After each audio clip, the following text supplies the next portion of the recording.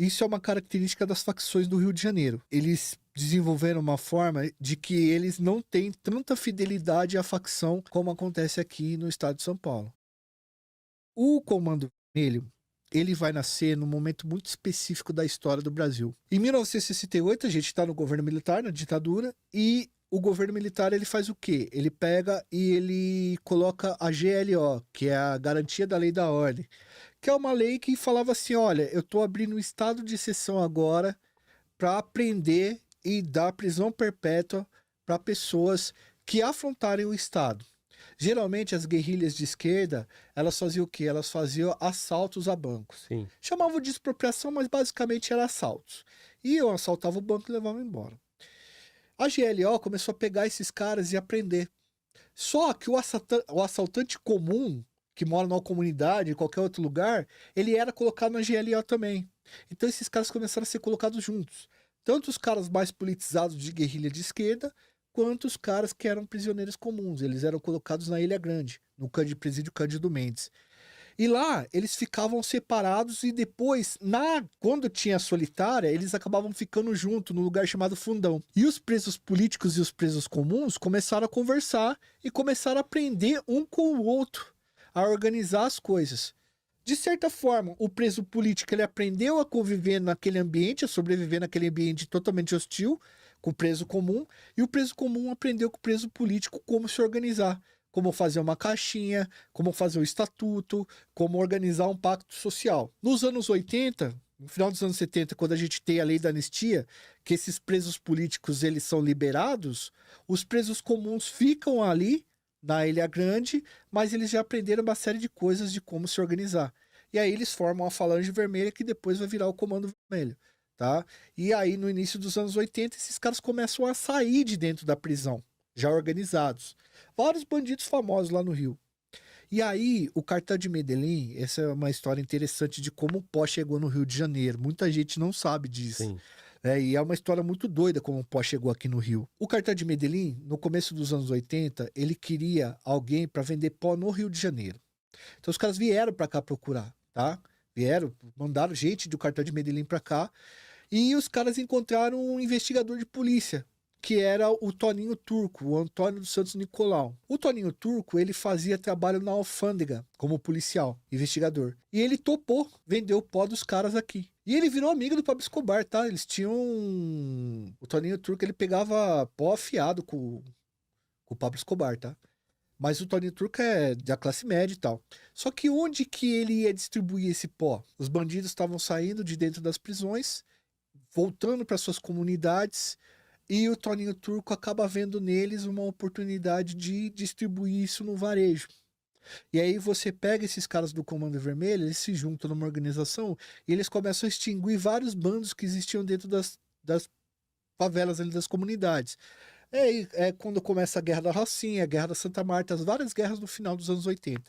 E aí os caras montam um sistema lá no Rio de Janeiro, que chama Sistema de Franquias de Ocupação, que é diferente de São Paulo. São Paulo é um uso mais dissimulado. A polícia ela entra em qualquer lugar aqui, você sabe disso, mas a biqueira tá funcionando, o cara para de funcionar a biqueira, a polícia passa, o cara volta. Sim. Lá, os caras ocupam o espaço e eles ocupam o território, como as guerrilhas antigamente faziam, né? Você tem ocupação e exploração de todo o território. E aí o pó começa a ser distribuído para essas comunidades. Primeiro em Acari, com o Cid Acari. Sim. E aí o Toninho Turco falece, ele é executado troca tiro numa operação da Polícia Federal, Operação Mosaico, isso no meio dos anos 80. E aí o pó começa a ser distribuído por várias pessoas do Rio de Janeiro, porque perde aquele monopólio que tinha na mão do Toninho Turco. Deixa eu só fazer um destaque aí, e isso deixa evidente como por trás dessas facções, dessas organizações, desses cartéis, sempre tem o Estado, né? Sempre tem uma figura do Estado, né? Então, quando tu fala do Toninho Turco, né? Um policial civil, isso é lamentável, mas a história mostra isso que, infelizmente, esses caras que mudam de lado já têm o poder do Estado na mão, né? E transita bem, né? na criminalidade, né? E acaba trazendo um transtorno e a consequência é danosa absurdamente, né? Cara, assim, é muito difícil a gente, como historiador, apontar quem do Estado, como deputado, senador e essas coisas foram envolvidos com isso, porque realmente a gente não tem esses dados.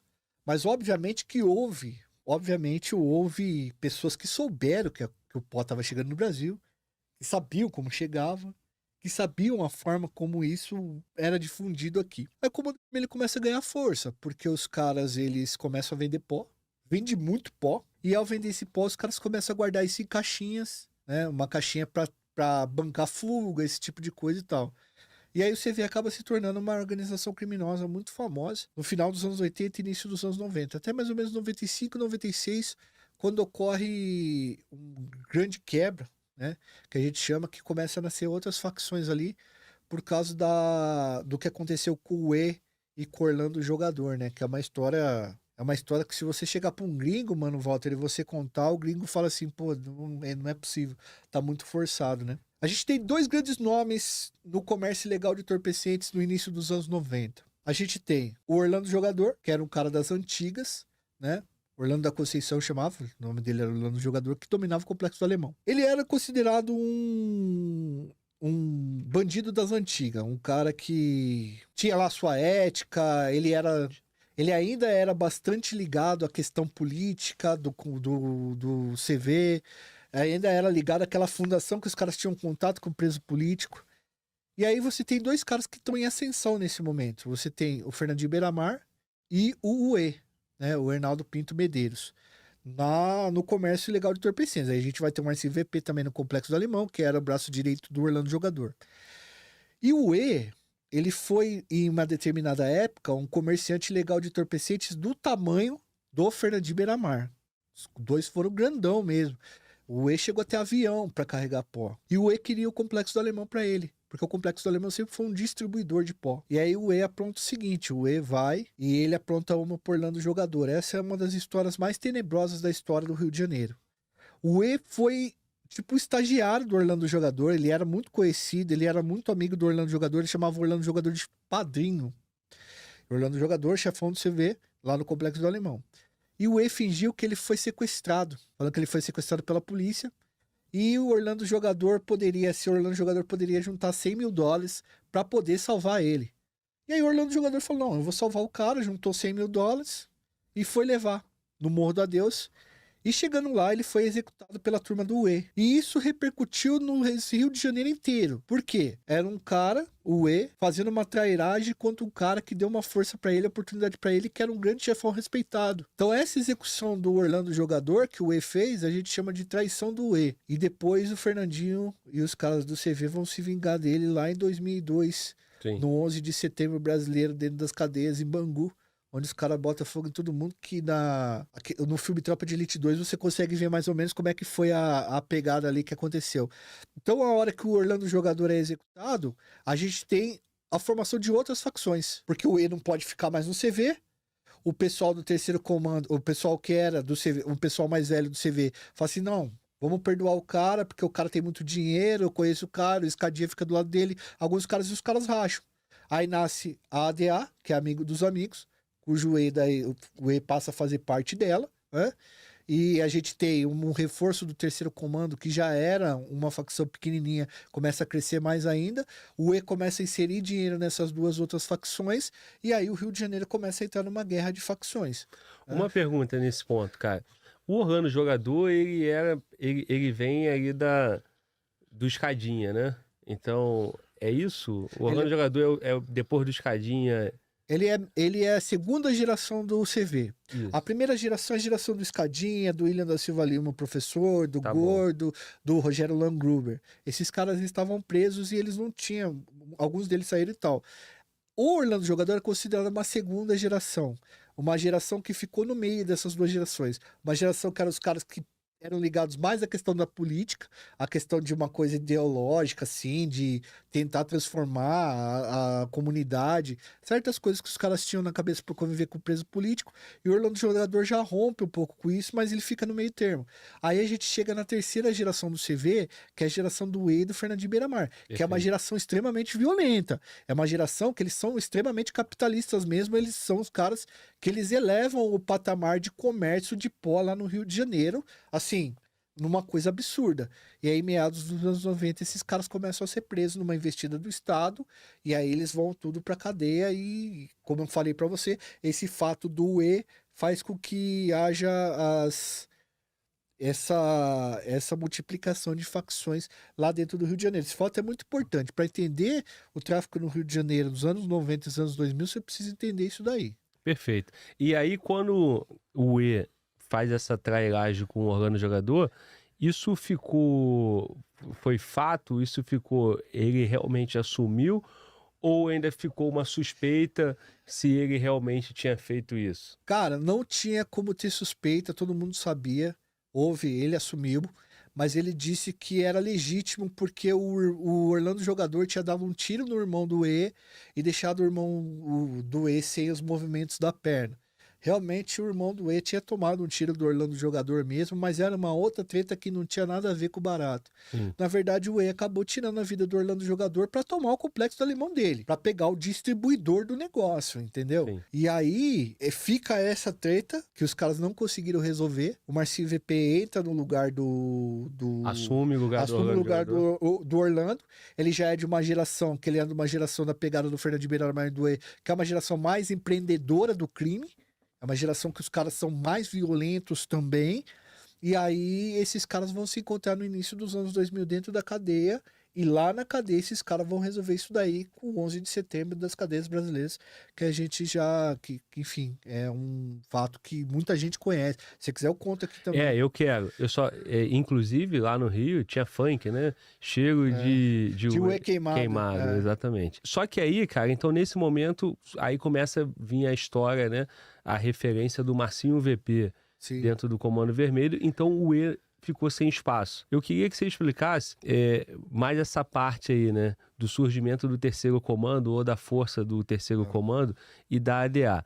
Foi o E que cria a ADA? O TCP foi fundado ali por mais quem? Pra frente. Mais lá na frente? Pelo Robinho Pinga e o Ney Facão. Isso é mais pra frente. Isso é no início dos anos 2000. Tá. O Glauber, é assim, ó. O que acontece? O E, ele era uma figura muito forte. E os chefões das antigas, igual o Escadinha, o Rogério Langruber e tal, esses caras tinham tretas entre eles.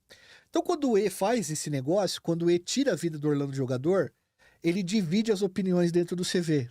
Tem uma galera que fica do lado dele e tem uma galera que não fica do lado dele. A galera mais velha que ficou do lado dele sai do CV também, reforça o terceiro comando e fundam a ADA. E aí, esse rompimento faz com que surja, né, a ADA, reforce o terceiro comando e o Comando Vermelho fica. E aí as comunidades, elas passam a ter várias facções lá dentro das comunidades, entendeu?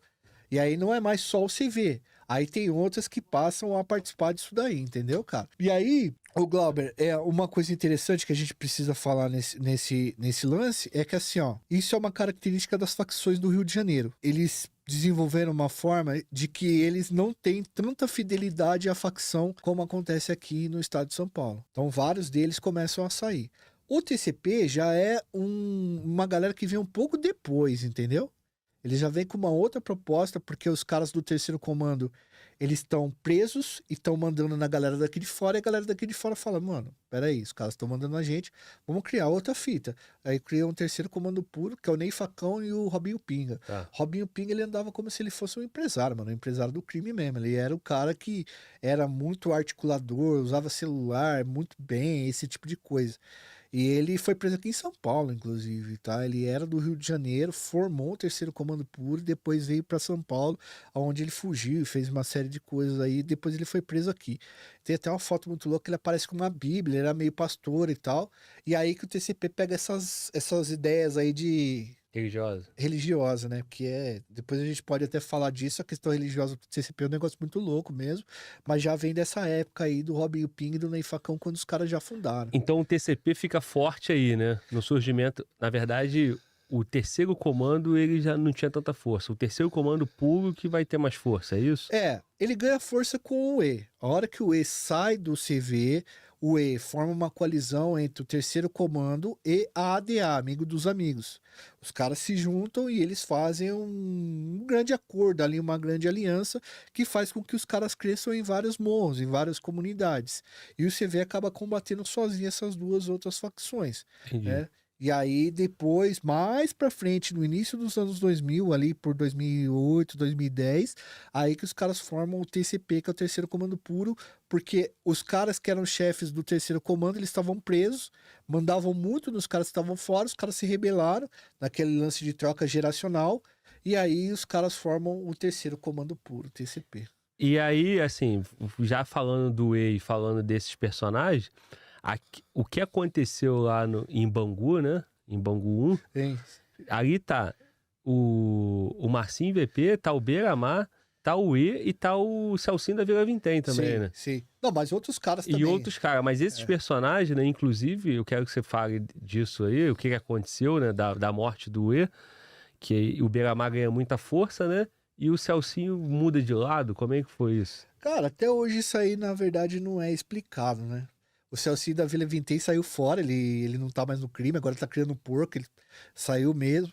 Mas é assim, cara, o que a gente tem meio que diversão, assim, de reportagem, de que os caras falaram e tal, eu não cheguei a ver o processo, mas que o Celcinho da Vila Vintém teria falado assim, ó, vocês poupam a minha vida, eu saio da ADA, eu saio do Terceiro Comando, vocês poupam a minha vida e já era, entendeu?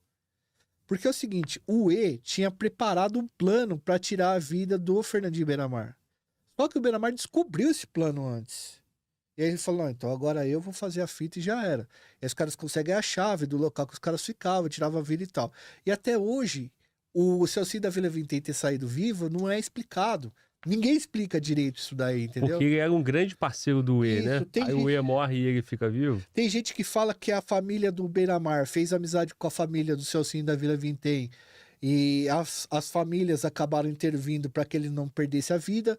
Outros falaram que o Celcinho da Vila Vintém prometeu sair fora da DA e retirar toda a galera dele, que era uma galera muito forte, para ficar com o CV e se poupasse a vida dele. Então a gente não sabe direito como é que essa parada se desenrolou, entendeu? Fala galera, aqui é Joel Paviotti do canal Iconografia da História e esse é o nosso canal de cortes que nós criamos para que você tenha acesso a fatos curiosos de forma mais rápida. Indicamos que vocês assistam o vídeo completo que está no link aí embaixo. Deixa seu like, se inscreve no nosso canal e se você gostou, aperta aí e vá assistir o vídeo inteiro. E se puder, ajude a gente no Pix e no Apoia-se. Tamo junto, trabalhando sempre para levar as melhores histórias para vocês.